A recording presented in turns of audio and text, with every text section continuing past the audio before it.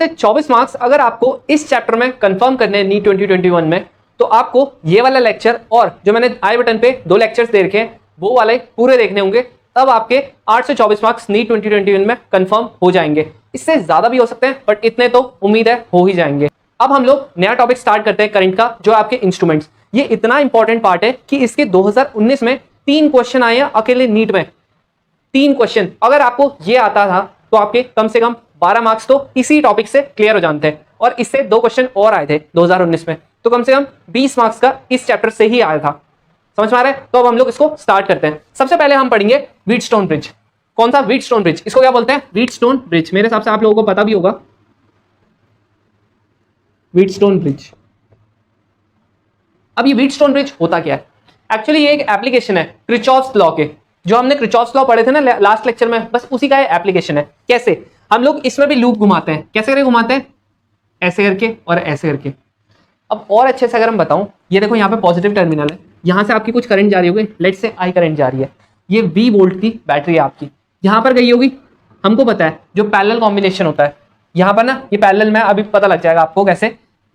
ये वाला ना आपके यहाँ पे वोल्टेज तो सेम होगी लेकिन करंट क्या होगा? डिस्ट्रीब्यूट जाएगा। लेट से मान लेते हैं यहाँ पे I1 करंट चलेगी, यहाँ पे I2 करंट चलेगी, ठीक है। यहाँ पर से यहाँ पर चलेगी IG करंट, क्योंकि यहाँ पर देखो ये गैल्वेनोमीटर है, और यहाँ पर चलेगी I1 माइनस IG करंट, ठीक है, इतनी चलेगी है।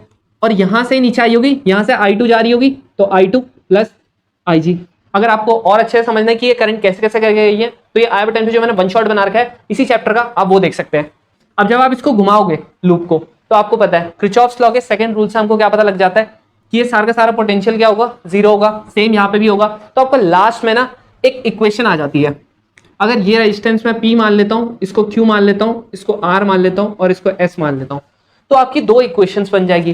तो उन 2 इक्वेशंस में ना पता है क्या होता है? अगर इन दोनों का ना रेशियो सेम है, इन दोनों का मतलब P upon Q equals to R upon S, ये रेशियो सेम पता है कब आ जाता है? जब आपका जो IG है वो 0 हो जाता है। मतलब जब आपका जो गैल्वेनोमीटर होगा वो कोई डिफ्लेक्शन शो नहीं करेगा, तब आपका क्या हो जाता है? इस रेशियो में आ जाते हैं रेजिस्टेंस। समझ में आ गया? या क्या बोल सकते हैं, जब इस रेशियो में आपके रेजिस्टेंस हो तब आपका IG क्या हो जाता है? 0 हो जाता है। बस व्हीटस्टोन ब्रिज का आपने इतना ही पढ़ना था कि इस रेशियो में आ जाते हैं। अब इसी का एप्लीकेशन ये रहा। ये क्या आपका? ये मीटर ब्रिज। अब आप बोल रहे होंगे मैं इतना रिवाइज करने में क्यों ध्यान लगा रहा हूं? अभी देखना, अगर आपको ये आ गया ना, अगर आपको ये सारे के सारे इसके कॉन्सेप्ट्स क्लियर हो गए ना, क्वेश्चन देखना कितने हलवे होते हैं। ये आपका मीटर ब्रिज अब यहां पर है। यहां पर देखो ऐसे करके आपका मीटर ब्रिज होता है। आप ये डायग्राम में भी देख सकते हो, एक्जैक्टली ऐसे ही करके होता है आपका मीटर ब्रिज। अब होते क्या क्या है इसमें कंपोनेंट्स? यहां पर देखो, ये आपका एक फट्टा होता है, यहाँ पे आपकी 100 सेंटीमीटर की क्या होती है? वायर होती है, और स्केल भी लगा हुआ रहता है। ये स्केल ही है, ठीक है। यहाँ पे नंबरिंग होती है 1 2 3 4 ऐसे करके 100 तक। ये आपका क्या होता है? कॉपर स्ट्रिप्स होती है। कॉपर स्ट्रिप्स होती है। यहां पर आप क्या करते हो? एक रेजिस्टेंस लगाते हो। यहाँ पे रेजिस्टेंस बॉक्स लगा देता है, कोई सिंपल रेजिस्टेंस लगा देता है, और यहां पर भी एक रेजिस्टेंस लगाते हैं, ठीक है। इसको अगर मैं R बोलता हूं, इसको S बोल देता हूं, इसको R बोल देता हूं, इसको S बोल देता हूं। अब ना यहां पर ना हमको पता है कि ना जब मैंने इसको पूरा का पूरा किससे करते हैं कनेक्ट? इसको कर लेते हैं हम लोग कनेक्ट बैटरी से। अब बैटरी से हमने कनेक्ट कर लिया, तो हम लोग यहां पर से ना एक जॉकी ले लेते हैं। जॉकी पता है कैसे होती है? पेन होता है ना आपका, ये पेन है, इसके आगे से ना बस ना पेचकस की तरह हो जाएगा, और आप क्या करोगे? धीरे धीरे करके ऐसे करके टच कराते रहोगे वायर पे। अब आप टच कराते रहोगे वायर पे, तो क्या होगा? यहाँ पर जो आपका ना ऐसे करके यहाँ पे गैल्वेनोमीटर होता है, और आप टच कराते रहते हो जॉकी को, तो क्या होता है? गैल्वेनोमीटर जहां पर आपका कोई डिफ्लेक्शन शो नहीं करता, बस उस पॉइंट को हम क्या बोलते हैं? Null point. क्या बोलते हैं उसको? Null point. तो लेट से मान लेते हैं यहां से L डिस्टेंस की दूरी पे क्या आपका नल पॉइंट है, मतलब यहाँ पे गैल्वेनोमीटर की डिफ्लेक्शन कितनी होगी? 0 हो चुकी है। अभी मैं आपको कुछ पॉइंट्स भी बताऊंगा इससे रिलेटेड, बट पहले ये देख लो आप। अब मैं यहाँ पर क्या कर लेता हूँ, ये सपोज करते हैं L रेजिस्टेंस के लिए, तो जो आपका R होगा ना, R में मान लेता हूँ डायरेक्टली प्रोपोर्शनल है L के। समझ में आ गया? R क्या होगा? डायरेक्टली प्रोपोर्शनल L के। अगर मैं प्रोपोर्शनलिटी का साइन हटाता हूँ, लेट से के लिए K मान लेता हूँ, मैं कुछ भी मान सकता हूँ कॉन्स्टेंट हो, ये हो गया। अब आपका ना यहाँ पर ये यहाँ पे लगी थी, इसलिए इसका 0 यहाँ पर था, ये यहाँ पर है, तो इसका 0 यहाँ से लेके, तो ये वाली डिस्टेंस कितनी होगी? 100 माइनस L, तो इसलिए S क्या हो जाएगा आपका? डायरेक्टली प्रोपोर्शनल हो जाएगा 100 माइनस L के। तो S क्या हो जाएगा आपका? S हो जाएगा आपका K 100 माइनस L, इतना हो जाएगा। अब आप इनका रेशियो ले लो, तो R बाय S किसके बराबर आ जाएगा? K से तो K कट जाएगा, इसके बराबर आ जाएगा। तो ये एक फॉर्मूला होता है कि अगर आपको R पता है और आपको L पता है, आप क्या कर सकते हो, S निकाल सकते हो। अगर आपको S पता है और L पता है तो आप R निकाल सकते हो। तो इससे ये क्या है, एप्लीकेशन है इसका। ये मतलब ये जो है ना आपका, ये इसी पे बेस्ड होता है। तो अगर कोई पूछ ले, कभी पूछ ले कि मीटर ब्रिज का प्रिंसिपल क्या होता है, तो व्हीटस्टोन ब्रिज ही होता है मीटर ब्रिज का प्रिंसिपल। समझ में आ गया? व्हीटस्टोन ब्रिज क्या होता है, मीटर ब्रिज का प्रिंसिपल होता है। अब इसे मीटर ब्रिज क्यों कहते हैं, क्योंकि ये देखो 1 मीटर की तार है, इसीलिए इसको क्या कहते हैं, मीटर ब्रिज कहते हैं। अब मैं आपको कुछ और बताता हूं। जो ये तार होती है ना इसकी, ये तार है, ये किससे बनी हुई होती है, ये ना जैसे आपके कॉन्स्टेंटन, यूरेका एंड मैंगनीज, इनसे बनी हुई होती है तार। अब इनसे क्यों बनी हुई होती है, क्योंकि इनका रेजिस्टिविटी बहुत ज्यादा हाई होता है। रेजिस्टिविटी हाई होने की वजह से ना ये टेम्परेचर इनसेंसिटिव होता है। मतलब अगर आप टेम्परेचर, कुछ भी आप टेम्परेचर चेंज करोगे तो इनका रेजिस्टिविटी पे कोई इफेक्ट नहीं होगा। समझ में आ गया? कोई इफेक्ट नहीं होगा। इसीलिए इनका क्या होता है, ये इसीलिए हम लोग इसको यूज करते हैं। अब ना जो ये है, ये स्ट्रिप्स हैं, ये ना कॉपर की बनाई जाती है। अब कॉपर की क्यों बनाई जाती है, क्योंकि इनकी जो रेजिस्टिविटी होता है ना कॉपर का, वो बहुत ही कम होता है, जिसकी वजह से ना जब यहां पर से हम लोग बैटरी लगाते हैं ना, जो आपकी करंट जा रही है यहां पर से यहां तक, वो इसी कॉपर वायर के थ्रू जा रही है। तो अगर रेजिस्टिविटी कम, तो आपका रेजिस्टेंस कम ऑफर करेगा, जिसकी वजह से आपकी पूरी की पूरी करंट लगभग यहां पर चले जाएगी। आपका कोई करंट लॉस नहीं होगा या फिर बहुत नेग्लिजिबल करंट लॉस होगा। इसलिए हम लोग यहाँ पे कॉपर स्ट्रिप लगाते हैं। अब कोई आपसे पूछेगा कि हम लोग ने जो एल होना चाहिए वो किसके बीच में होना चाहिए, वो होना चाहिए हमारा 30 से 70 सेंटीमीटर के बीच में। अब हम लोग इसी रेंज को भी प्रिफर्ड करते हैं ताकि आपको क्या हो, एरर बहुत ही कम आए। समझ में आ गया? और अगर हम लोगों का 50 के करीब आता है तब तो बहुत ही ज्यादा सही है। क्यों? क्योंकि तब आपका एरर के चांसेस सबसे कम होंगे। और कभी कभी ये भी पूछ लेता है कि ना सबसे ज्यादा ना सेंसिटिव कब होता है आपका मीटर ब्रिज। तो अगर आपने ना R और S जो रेजिस्टेंस लगाओगे ना, इनकी रेंज सेम कर दी। समझ में आया? क्या सेम कर दी? रेंज सेम कर दी। तब ये इतना ज्यादा सेंसिटिव हो जाएगा ना कि हल्का सा भी अगर आपने, जैसे 50 अगर इसका नल पॉइंट है, हमने 51 किया ना, तो ये बहुत ज्यादा डिफ्लेक्शन दे देगा। क्यों? क्योंकि ये क्या हो जाता है, उस टाइम पे बहुत ज्यादा सेंसिटिव हो जाता है जब इन दोनों की रेजिस्टेंस की रेंज क्या हो जाती है, सेम हो जाती है। और R और S की अगर रेजिस्टेंस की रेंज सेम हो जाएगी तो आपका मीटर ब्रिज बहुत ज्यादा सेंसिटिव हो जाएगा। और क्या पूछता है, और आपसे बोलता है कि नहीं ये है ना गैल्वेनोमीटर और ये आपकी जो बैटरी है, इन दोनों को अगर मैंने एक्सचेंज कर दिया, इन दोनों की पोजीशन एक्सचेंज कर दी, तो क्या नल पॉइंट में कुछ फर्क पड़ेगा? बिल्कुल नहीं। क्यों? क्योंकि आपका सर्किट तो देखो ना वैसे ही करके चल रहा है। क्या फर्क पड़ रहा है अगर आपने इसकी पोजीशन इंटरचेंज कर दी? तो फर्क पड़ रहा है? कुछ नहीं पड़ेगा। इसीलिए आपके नल पॉइंट में कोई फर्क नहीं पड़ेगा।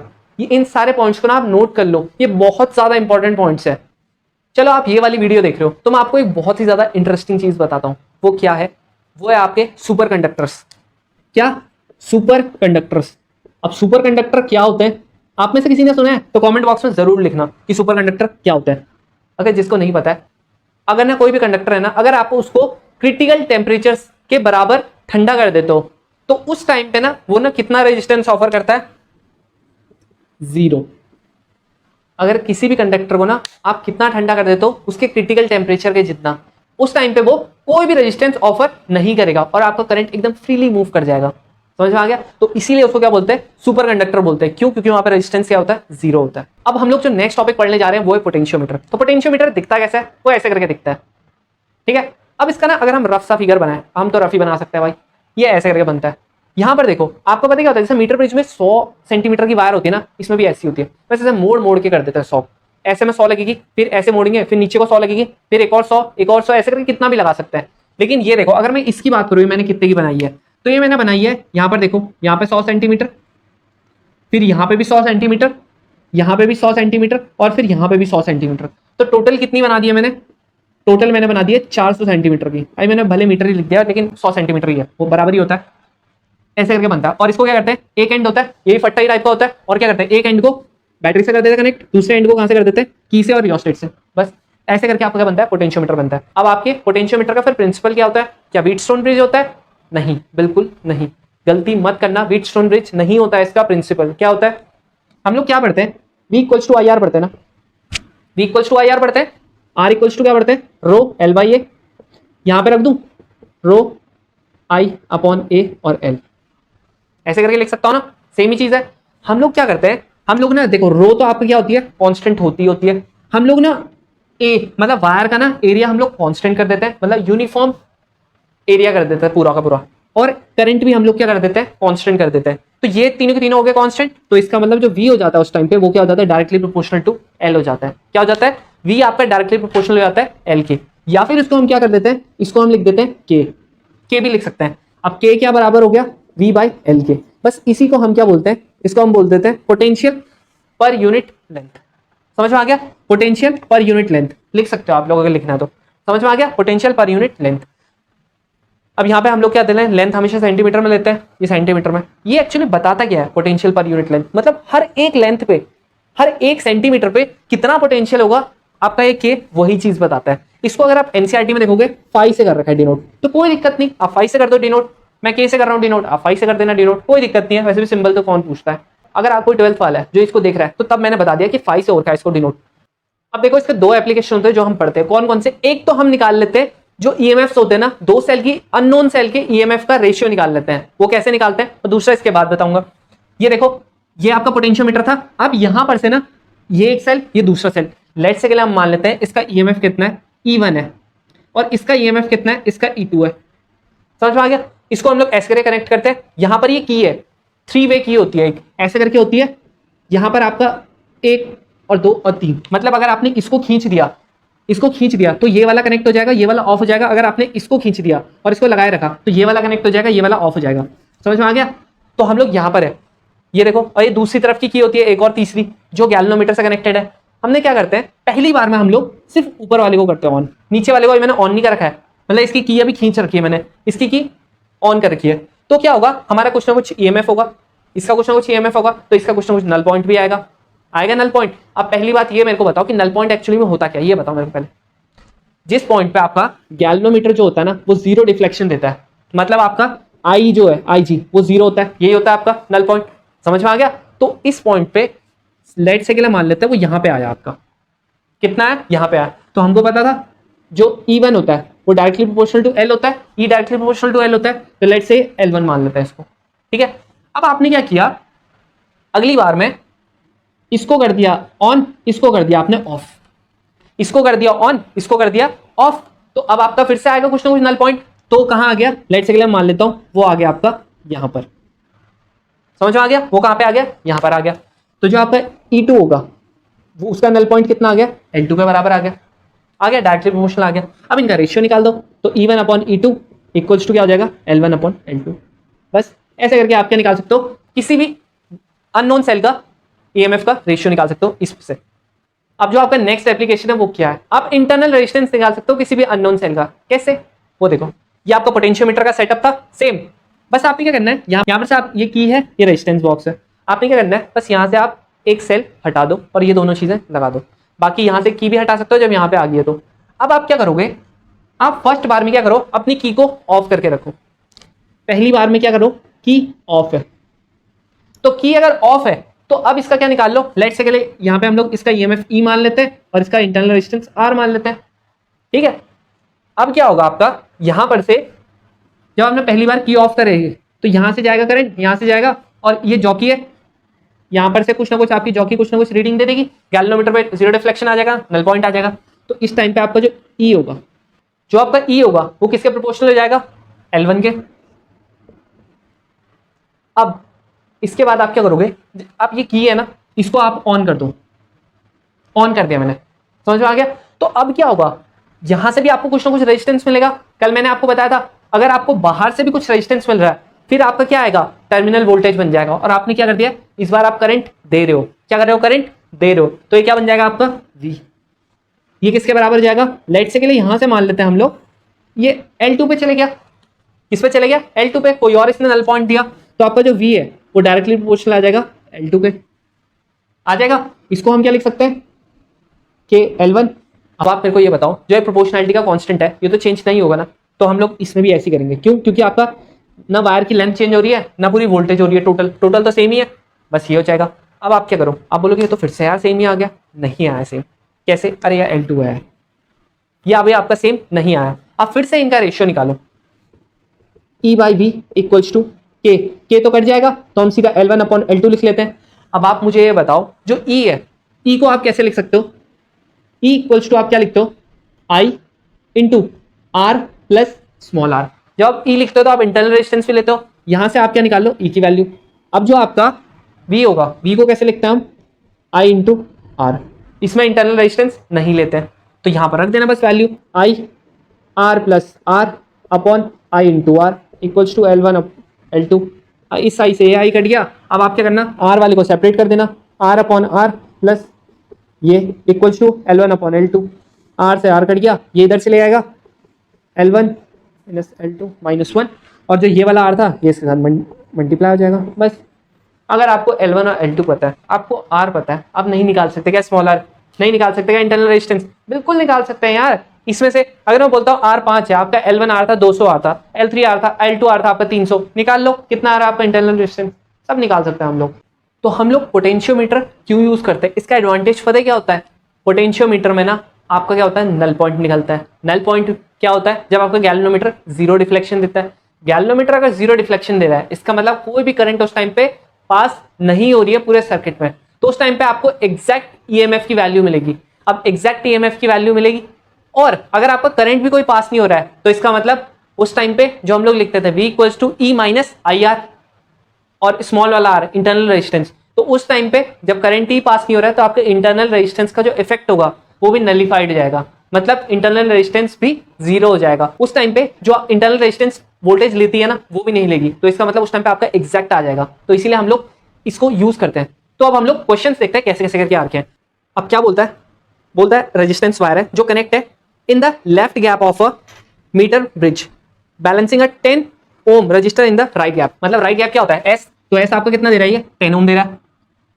अब इसके बाद बोलता है at a point which divides the bridge wire in the ratio 3:2, इसका मतलब वायर हमारी क्या होती है 100 सेंटीमीटर की होती है, अगर इसका मैं 3:2 देखूं तो कितना आ गया 60:40। ये तो यार कॉमन सेंस की बात है, ये नहीं बताऊंगा यार मैं, समझ आ गया 60 सेंटीमीटर और 40 सेंटीमीटर के रेशियो में, ठीक है। वो बोलता है अगर if the length of the resistance wire is 1.5, अगर जो रेजिस्टेंस वायर है उसकी जो लेंथ है वो 1.5 सेंटीमीटर है, समझ आ गया। तो वो बोलता है कि लेंथ क्या होगी जब रेजिस्टेंस आपका 1 ओम होगा। पहले हम लोग रेजिस्टेंस ही निकाल लेते हैं कितना है, तो रेजिस्टेंस मतलब आर वाला, यहाँ का जो आर है, और यहाँ पर तो एस था, हमको एस दे रखा था। अब क्या है, ये तो सिंपल सा नॉर्मल सा हमारा फॉर्मूला था, ये यहाँ पे भी लिख रखा है, यहाँ पर ये वाला फॉर्मूला था, ये देखो आर है, आर तो हमको पता नहीं है ना, आर तो निकालना है, तो आर अपॉन एस पता है, लेकिन एस कितना है 10, एल पता है हमको, एल कितना है 60, ये भी पता 40 है, तो कटा दो, ये कितना आ जाएगा, ये 3 2, आर आपका आ गया 15 ओम आपका आ गया आर। अब 15 ओम आ गया, हमको एक फॉर्मूला पता था, कौन सा, R equals to R directly proportional to L, ये जानते थे, यहाँ पर भी होता था, कहीं पे भी होता था, ठीक है। हम लोग क्या निकाल लेते हैं, आर इक्वल्स टू मतलब के इंटू एल होता था। देखो कैसे कैसे करके सोच रहे हैं, सेम है, यही फॉर्मूला घुमाएगा, हर उसमें एक भी नया फॉर्मूला नहीं आएगा। देखो यहाँ पर क्या कर दो आप, आर कर दो, उसने क्या बोलता जो ये रेजिस्टेंस है इस आर पे आपकी लेंथ कितनी हो रही थी 1.5, इसका मतलब ये हमको बोल रहा है भाई के की वैल्यू निकालो, के की वैल्यू कितनी आ रही है 10, के की वैल्यू 10 आ रही है। अब आप इसी चीज को एस के साथ करो यूज, उसने तो क्या बोला था एस या फिर कोई आर डैश मान लो, रेजिस्टेंस आर डैश मान लो कोई रेजिस्टेंस, वो भी तो के और कुछ ना कुछ L2 पे हो रहा होगा, L2 पे डिपेंड कर रहा होगा। उसने इस बार हमसे लेंथ पूछा था, उसने आर डैश की वैल्यू दे रखी थी कितनी 1, के की वैल्यू कितनी है 10, L2 तो L2 की वैल्यू कितनी आ गई 10⁻⁻1 मीटर। बस यहीं से आपका क्या आ गया, आंसर आ गया। ये यहाँ पर ना आपकी जो लेंथ थी ना ये 1.5 मीटर दे रखी थी, तो यहाँ पर से मीटर का ही था, ठीक है, इसलिए यहाँ पे भी मैंने क्या यूनिट मीटर ही लिया, यहाँ पे मैंने सेंटीमीटर नहीं लिया। तो ये देखो सेम ही क्वेश्चन, अभी देखना और कैसे क्वेश्चन घुमा के पूछता है। अब देखो जो आपका नेक्स्ट वाला क्वेश्चन है ये तो देखो ऐसे करके हो जाएगा, कैसे, यहाँ पर देखो बोला है 2 सर्किट है, समझ में आया, इनकी रीडिंग क्या होगी, वोल्ट मीटर और एमीटर की रीडिंग क्या होगी।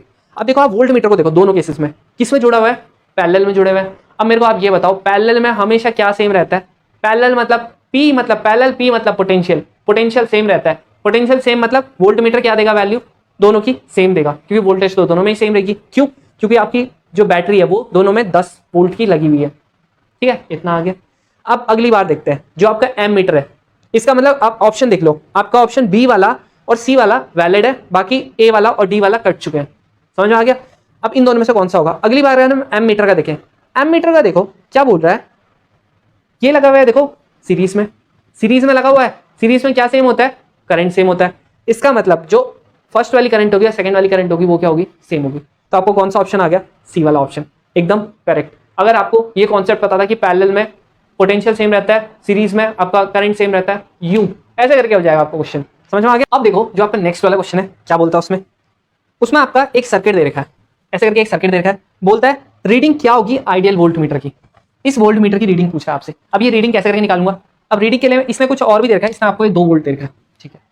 अब आप मेरे को ये बताओ, सबसे पहले तो मैं करंट फ्लो कराता हूँ। लेट्स से मैं बोलता हूँ यहाँ पर से आई करंट होगी, फ्लो होगी, लेकिन मैं निकालूंगा कैसे इस आई करंट को? पहले मेरे को क्या करना पड़ेगा, यहाँ पर तक जाएगी और यहाँ से सेपरेट हो जाएगी। लेट्स से अगर यहाँ पे I1 करंट जा रही है, यहाँ से I2 करंट जाएगी ना, ऐसी करके तो जाएगी। अब आप क्या करो, आपने यहाँ पर से देखो, इधर से अलग करंट, इधर से अलग करंट, तो आप क्या कर लो, ये फर्स्ट हैंड मान लो, इसको आप सेकंड हैंड मान लो। समझ में आ गया? ये वाला कर दो आप सेकंड हैंड, ये वाला कर दो फर्स्ट हैंड, क्योंकि हमने 1 2 ले रखा है ना, इसीलिए। अब देखो आपने I1 और I2 निकालेंगे कैसे? हम लोग क्या करेंगे, I1 के लिए फर्स्ट हैंड है, ये सेकंड हैंड है। I1 कैसे निकालेंगे? I क्या होता है आपका, V/R होता है। अब I1 के लिए आपका कितना है, ये वोल्टेज 2 है। अगर ये R1 निकालना है, R1 क्या हो जाएगा, ये प्लस ये प्लस ये तो हो जाएगा। फर्स्ट हैंड में कितने हैं, 2 ही तो रेजिस्टेंस है, और किस में जुड़े हुए हैं, सीरीज में जुड़े हुए हैं, तो ये आ जाएगा 50, 2/50 आ गया आपका आंसर I1। अब I2 कितना आएगा, I2 आ जाएगा, ये देखो 30 + 20 कितना होता है 50, तो 2/50 इसका भी हो जाएगा। देखो वोल्टेज बैटरी आपकी सेम है, बैटरी सेम है, इसलिए I1 I2 की वैल्यू सेम आ रही है। अब आप मेरे को ये बताओ, आपका कुछ वोल्टेज ये खा रहा होगा, कुछ वोल्टेज ये खा रहा होगा, है ना। जब करंट अलग अलग जा रही है तो यहाँ पे देखो रेजिस्टेंस भी अलग अलग है, तो कुछ वोल्टेज ये खा रहा होगा, कुछ वोल्टेज ये खा रहा होगा, तब जो फाइनल बच रही होगी वोल्टेज, वो ये वोल्ट मीटर उसको दिखा रहा होगा, वो रीडिंग दिखा रहा होगा। तो मैं क्या करूंगा, लेट्स से के लिए V1 मान लेता हूँ। V1 कितना हो जाएगा, 2, जो मेरा टोटल रेजिस्टेंस था उसमें मैंने कितना माइनस करूंगा, वही I/R, I1 × R1। I1 कितना है मेरा 2/50, R1 कितना 20, यहां से ये कट गया, ये कितना आ गया 2 - 4/5, ये कितना आ गया 6/5। इतना आपका V1 है। लेकिन अभी थोड़ना है पूरा, अभी तो ये इससे निकाला है, इससे भी तो कुछ आएगा, वो भी निकालते हैं। 2 - 2/50 × 30, यहाँ पर रेजिस्टेंस कितना है 30 है, तो ये कटेगा 2 - ये कितना हो जाएगा 6/5, ये करेंगे 4/5, इसका आ गया आपका 6/5, इसका आ गया 4/5। अब आपका ये आ चुका है, मतलब यहाँ पर जो आपका पोटेंशियल है वो कितना आपका, इसको मैं करता हूँ, ये आ जाएगा आपका 1.2, और ये कितना हो जाएगा, ये 0.8। अब यहाँ पर जो आपका V1 पोटेंशियल है और यहाँ पर आपका V2 पोटेंशियल है। अब ये वाला जो वोल्ट मीटर होगा ये दिखाएगा कौन सा, इन दोनों के पोटेंशियल का जो डिफरेंस होगा वही तो दिखाएगा। वोल्ट मीटर ये तो दिखाता है ना इन दोनों के बीच का पोटेंशियल का डिफरेंस, तो आपका डेल्टा V जो डिफरेंस होगा वो कितना हो जाएगा, 1.2 - 0.8 कितना हो जाएगा 0.4, कितना हो गया 0.4। इसमें थोड़ा सा दिमाग लगाना था, बस हम लोगों को बस क्या दिमाग लगाना था कि हम लोगों ने पहले यहाँ पे करंट अलग अलग हो रही थी, करंट निकालनी थी, उसके बाद आपने क्या करना था, टोटल इधर का रेजिस्टेंस टोटल इधर का रेजिस्टेंस निकालना था, फिर हमने करंट निकाल ली उसकी मदद से। उसके बाद हम लोगों को पता था यहाँ का पोटेंशियल कितना हो जाएगा 2 माइनस जो ये कुछ पोटेंशियल खा ले रहा होगा, फिर यहाँ का पोटेंशियल कैसे आएगा 2 माइनस ये जो पोटेंशियल खा ले रहा होगा। अब यहाँ का पोटेंशियल है, यहाँ का पोटेंशियल आ गया। आपका वोल्ट मीटर हमेशा क्या दिखाता है, 2 जगह के पोटेंशियल का डिफरेंस, तो V1 - V2 आपका आंसर आ गया। बस ये वाला मानता हूं मैं थोड़ा बहुत ट्रिकी था, बट इससे ज्यादा टफ नहीं पूछ सकता हूं। अब देखो जो नेक्स्ट वाला क्वेश्चन है क्या बोलता है, एक मीटर भेजा है, ऐसे करके दिखा रखा है, बोल रहा है जो P/Q है वो L1/L2 के बराबर है, ठीक है। बोल रहा है अगर हमने गैल्वेनोमीटर और सेल की पोजीशन इंटरचेंज कर दी तो क्या आपका ब्रिज काम करेगा, और अगर करेगा तो उसकी कंडीशन क्या होगी, बैलेंसिंग कंडीशन क्या होगी। अभी मैंने आपको बताया था चाहे हम सेल और गैल्वेनोमीटर को चेंज कर देते हैं, काम करता है, बिल्कुल करता है। नल पॉइंट पे कोई इफेक्ट पड़ता है, बिल्कुल नहीं। तो ये बताओ P/Q के रेशियो पे कुछ फर्क पड़ेगा, बिल्कुल नहीं। कौन सा ऑप्शन आ गया, ए वाला। बोल के हो जाता है, देखो 2 क्वेश्चन 2019 के बोल के हो गए, समझ में आ गया। अब अगला जो क्वेश्चन है वो क्या बोलता है, बोलता है a potentiometer is an accurate and versatile device to make electrical measurement of EMF because of the method involve. अब आप ये बताओ हम लोग पोटेंशियोमीटर को प्रीफर क्यों करते हैं। पहला ऑप्शन पोटेंशियल ग्रेडियंट की वजह से, पोटेंशियल ग्रेडियंट की वजह से करते हैं क्या, नहीं, बिल्कुल नहीं। जो आपका सी वाला ऑप्शन है कॉम्बिनेशन ऑफ कि इसमें सेल भी आता है, गैल्वेनोमीटर भी आता है, रेजिस्टेंस भी आता है, इसीलिए करते क्या, बिल्कुल नहीं।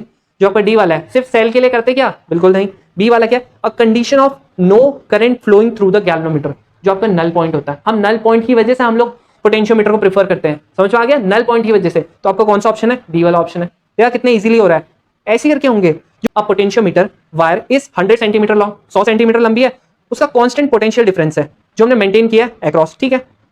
2 सेल है जो कनेक्टेड है सीरीज में, first to support one another, मतलब ऐसे करके ना दो सेल हैं सीरीज में, सपोज करते हैं E1 है और ये E2 है, तो ये बोलता है पहले तो ये एक दूसरे को सपोर्ट करने के लिए हुए, ठीक है, बाद में क्या हुआ, अपोज करने के लिए। सेकंड केस में क्या है, पहले ऐसे था अब ऐसे करके हो गया, बाद में अपोज करने के लिए हो गया, ठीक है। ये बोलता है जो उनका बैलेंसिंग पॉइंट है वो कितना है 50 एंड 40, 50 एंड 10 है, इसका 50 सेंटीमीटर है L और इसका कितना है, इसका L है, ये L1 और L2 मान लेते हैं, इसका 10 सेंटीमीटर है, ठीक है। तो आप इसका EMF का रेशियो बताओ, मतलब E1 अपॉन E2 बताओ। अब आप मुझे ये बताओ ये क्या है, ये क्या E1 का है कि E2 का है। ये एक्चुअली में अगर सपोर्ट कर रहे होंगे ना तो सपोर्ट करते हैं और सीरीज में करते हैं, मैंने आपको बता रखा है सीरीज में कैसे कंबाइन होते हैं, जो EMF होता है वो होता है हमारा E equals to E1 plus E2, ऐसी तो होता है। और अपोज कैसे करके होता है, ये होता है E1 माइनस E2, तो ये इसका रेशियो दे रखा है, तो हम लोगों को पता है E directly proportional to L होता है, तो E1 प्लस E2 वो भी डायरेक्टली प्रोपोर्शनल टू L1 होगा, और E1 माइनस E2 वो किसके बराबर होगा, वो भी डायरेक्टली प्रोपोर्शनल होगा L2 का, होगा कि नहीं होगा, बिल्कुल होगा। तो हम लोग इसको हटा के K कांस्टेंट ले लेते हैं, समझ में आ गया, K कांस्टेंट ले लो, अब एक की वैल्यू निकालो दूसरे में रख दो, समझ में आ गया। अब आप बोलोगे फिर भी K तो हमारा रह ही जाएगा, K तो हमारा रह जाएगा, बिल्कुल सही है भाई, K तो रह ही जाएगा, यहाँ पर तो 50K हो जाएगा और ये आपका हो जाएगा 10K, बिल्कुल भाई K तो रह ही जाएगा, फिर भी आप कुछ भी कर लो, है ना, आप क्या कर लो ना, K की वैल्यू 1 मान लो, क्या मान लो, K की वैल्यू 1 मान लो आप, कोई दिक्कत नहीं। ये कितना हो जाएगा, ऐसे करके हो जाएगा 50 और E1 minus E2 equals to हो जाएगा 10, E1 की वैल्यू निकाल लेना 10 प्लस E2 और यहाँ पर रख देना, तो ये कितना हो जाएगा 2 E2, ये वाले में, हाँ ये वाले में रख देना, ये वाली की वैल्यू ये वाले में रख देना, किसके बराबर जाएगा 50 प्लस यहाँ पे 10, ये इधर जाएगा 2 E2 कितना आ जाएगा 40, ये कट जाएगा 20 से, तो E2 कितना आ गया 20 आ गया। अब यहाँ पे आप रखोगे तो आपका E1 कितना आ जाएगा, E1 आपका आ जाएगा 30, तो E1 अपॉन E2 कितना आ जाएगा 30 अपॉन 20, ये कितना आ जाएगा 2 अपॉन 3 आ गया, 30 अपॉन 20 आ रहा था मैंने कटा दिया, बट 2 अपॉन 3 आ गया। कौन सा ऑप्शन है, डी वाला ऑप्शन आ गया। आपके बहुत कम हार्ड आ रहे हैं लेकिन ज्यादातर इजी आ रहे हैं, तो ऐसे करके बनता है। अब जो अगला वाला है वो भी थोड़ा ट्रिकी सा है, कैसे करके बोलता है एक पोटेंशियोमीटर है जिसके वायर कितनी लेंथ की है 4 मीटर की है, 4 मीटर। अब इसमें तो हम लोग सेंटीमीटर में लेते हैं, इसका मतलब 400 सेंटीमीटर की है। जो इसका रेजिस्टेंस है वो 8 ओम है, इंटरनल नहीं है, हाँ ये चलो कैपिटल आर मान लो। अब जो resistance that must be connected in series with the wire and the accumulator of EMF2, मतलब ये ना कोई रेजिस्टेंस और ऐड करना है, किसमें सीरीज में करना है ऐड, मतलब जो आपका जो टोटल रेजिस्टेंस हो जाएगा R डबल डैश हो जाएगा, जो वो R प्लस ये हो जाएगा, मतलब कुछ ना कुछ इन्हें रेजिस्टेंस ऐड करना है, ठीक है। किसके साथ, एक मतलब V बोल रहा है, V2 है, एक्यूमुलेटर का जरूरत नहीं आपको जानने की, बस 2 वोल्ट दे रखा ना, बस आपका वो V है। So that it get a potential gradient. Potential gradient क्या होता है, dV अपॉन dx। ये क्या आपका dV अपॉन dx किसके बराबर है, ये 1 ये अपॉन पर सेंटीमीटर इसके बराबर है। अब आपने क्या करना है यहाँ पे आप जरा इसका मतलब क्या है 10 टू द पावर माइनस का 3, ये इसका मतलब क्या होता है, मिली का मतलब यही होता है अपॉन सेंटीमीटर, ऐसे करके होगा। तो ये आपका पोटेंशियल ग्रेडियंट है, मैं ये आपका मतलब हर 1 सेंटीमीटर पे कितना पोटेंशियल होगा ये वो बताता है। तो मैं इसमें टोटल एक बार पोटेंशियल निकाल लूं, कैसे निकालूंगा, टोटल लेंथ से कर लेता हूं मल्टीप्लाई, तो V डैश कितना हो जाएगा, ये इंटू 400, तो ये कितना हो जाएगा 4 into 10 to the power minus 1 0.4 volt, इतना हो जाएगा आपका V डैश कितना होगा 0.4 वोल्ट। मतलब टोटल जो वायर में होगी, सिर्फ मैं अभी इसकी बात कर ही नहीं रहा हूं, सिर्फ वायर में होगी वो कितनी होगी 0.4 वोल्ट हो जाएगी। अब देखो ये आपके आगे V की वैल्यू, अब मेरे को पता है formula V equals to IR। अब V इक्वल्स टू IR में क्यों लगा रहा हूं, क्योंकि देखो अभी ना जब मैं सिर्फ इसकी करता हूं बात V डैश की, जो मेरी पूरी वायर में है, पोटेंशियोमीटर के सिर्फ वायर में है, वहां पे आपका अभी सिर्फ फिलहाल के लिए एक ही रेजिस्टेंस लगा हुआ है, कौन सा वाला 8 ओम वाला। तो इसमें अगर मैं करंट निकालना चाहूँ कितना हो जाएगा 0.4 अपॉन 8 ये हो जाएगा।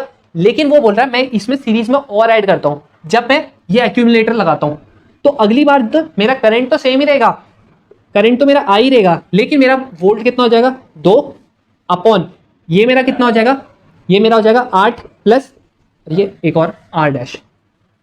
समझ में आ गया ये क्यों हुआ, क्योंकि मैंने बाहर से एक्यूमुलेटर लगाया और ये मेरा तो पहले से था रेजिस्टेंस, ये मेरा क्या था जो मैं बाहर से लगाऊंगा, नहीं तो अगर मैं ये नहीं लगाऊंगा ना मेरा नल पॉइंट नहीं आएगा। समझ में आ गया, नल पॉइंट नहीं आएगा, और मैं ये पूरा नल पॉइंट पे लूंगा। नल पॉइंट पे तो वैसे भी क्या होता है, करंट हमारा 0 होता है, इसीलिए मैंने इन दोनों को क्या कर दूंगा, मैं इक्वेट करूंगा कितना आ जाएगा 0.4 upon 8 plus equals to 2/8 plus R, ये इधर जाएगा, ये कितना हो जाएगा 3.2 प्लस 0.4 आर इक्वल्स टू 16। इसके बाद आप क्या करना, ये 0.4 इक्वल्स टू आर, ये कितना हो जाएगा, ये हो जाएगा आपका 12.8। अब 12.8 आर इक्वल्स टू कितना आ गया 1, ये अपॉन 0.4, एक जीरो से एक जीरो कटेगा, आर ये कटाओगे, ये आपका आ जाएगा 32। रेजिस्टेंस कितना आ गया 32, मतलब 32 एक्सटर्नल रेजिस्टेंस मुझे और लगाना पड़ेगा ताकि इसका नल पॉइंट आ जाए। ये कैसे करके निकाला, पहले मेरे पास पोटेंशियल ग्रेडियंट था, मैंने उससे टोटल वायर में जो आपकी वोल्टेज होगी ना, इसकी वजह से पोटेंशियल ग्रेडियंट पर यूनिट जो पर सेंटीमीटर बता रहा था, उसकी वजह से ये मेरा क्या था पोटेंशियल आया। यहाँ पर आपका नेचुरली कितना लग रहा था, इसका सर्किट अगर मैं देखूँ ना ऐसे करके था इसका, यहाँ पर आपका ना 8 ओम का था, वो बोला यहाँ पर मैं कितना लगाऊंगा जब मैं यहाँ पर से 2 वोल्ट का एक्यूमुलेटर लगाऊंगा, समझ में आ गया, यहाँ पर कितना लगाऊंगा। तो फिलहाल के लिए तो मैंने अभी क्वेश्चन लगाया था ना, तो मैंने ये वाला क्या कर दिया अपना, इससे आपका वोल्टेज निकाल दिया, कितना है इतना आ गया वो। अब अगर मेरे को यहाँ पर करंट फाइंड करनी है, मैं क्या करूंगा, ये अपॉन 8, यहाँ पर मेरे को क्या करना है, यहाँ पर मैंने जब एक्यूमुलेटर लगा दिया तब मैंने कुछ ना कुछ रेजिस्टेंस और लगाना पड़ा, क्यों, ताकि इसको मैं बैलेंस कर सकूं। अब वो तो नॉर्मल सी बात है ना, पहले मेरा 0.4 वोल्ट था, उसके बाद मेरा 2 वोल्ट हो गया, तो मतलब मेरे को कुछ ना कुछ रेजिस्टेंस लगाना पड़ेगा। अगर मैंने ऊपर वाला बढ़ाया तो नीचे वाला भी बढ़ाना पड़ेगा, तभी तो मेरा करंट आएगा सेम। फिर उसके बाद लास्ट में क्या कर दिया, इक्वेट कर दिया, आ गया आपका आंसर। तो अब इसके क्वेश्चन ऐसी हैं, कुछ तो बहुत ईजी है लेकिन कुछ थोड़ा बहुत ट्रिकी है। तो अगर आपने ये क्वेश्चन कर लिए तो बिलीव मी आप बहुत अच्छा स्कोर करने वाले हो इस बार। आप इस वीडियो को 2-3 बार देख सकते हो ताकि आपके कॉन्सेप्ट और अच्छे बन जाए। तो मिलते हैं नेक्स्ट वीडियो में नेक्स्ट चैप्टर के साथ, तब तक आप अपने कॉन्सेप्ट इस प्लेलिस्ट के साथ और अच्छे करो।